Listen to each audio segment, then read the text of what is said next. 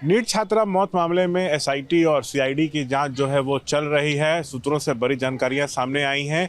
अब तक करीब 30 लोगों का जो है वो डीएनए सैंपल लिया गया है, जिसमें से 4 प्राइम सस्पेक्ट हैं। छात्रा के अंडरगारमेंट में मेल स्पर्म की पुष्टि हुई है, जिसके बाद से डीएनए मिलान जांच का सबसे अहम आधार बन गया है।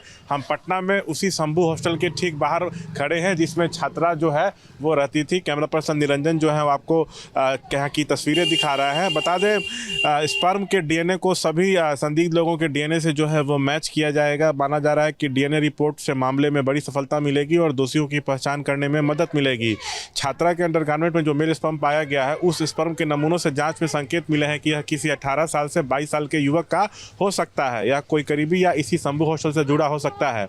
इसी बीच 5 संदिग्धों को हिरासत में लिया गया है। पूछताछ चल रही है। सवाल उठ रहा है कि क्या दरिंदा इसी में से कोई एक है। एसआईटी टीम छात्रा की call detail, travel history, tower location को बारीकी से जो है वो खंगाल रही है। देखिए, हम निरंजन से कहेंगे कि आपको तस्वीरें दिखाते रहे। इस हॉस्टल का जो बिल्डिंग मालिक है मनीष रंजन, उसके पटना एवं जहानाबाद के जो ठिकाने हैं वहाँ पर एसआईटी की रेड हुई है। इसी हॉस्टल में वो टॉप फ्लोर पर परिवार के साथ रहता था, तो यहाँ पर एसआईटी की टीम ने जो है वो रेड की है और इसके जहानाबाद आवास पर भी जो है वो छापेमारी हुई है। परिजनों से जो है वो लंबी पूछताछ हुई है। कई अहम जो दस्तावेज हैं वो जब्त किए गए हैं। इसको 14 तारीख को जो है जेल भेज दिया गया था, जब पीएमसीएच का पोस्टमार्टम रिपोर्ट आया था और उसमें ये कहा गया था कि यौन हिंसा से इनकार नहीं किया जा सकता है। तो परिवार जो है लगातार रेप और हत्या का जो है वो आरोप लगा रहे हैं और ये भी सवाल खड़े कर रहे हैं कि इसको सीधा गिरफ्तार कर जेल क्यों भेजा गया, इसको रिमांड पर लेकर पूछताछ जो है वो क्यों नहीं की जा रही है। इसी भी सूत्रों से जानकारी मिल रही है कि पुलिस जल्द इसको रिमांड पर लेकर जो है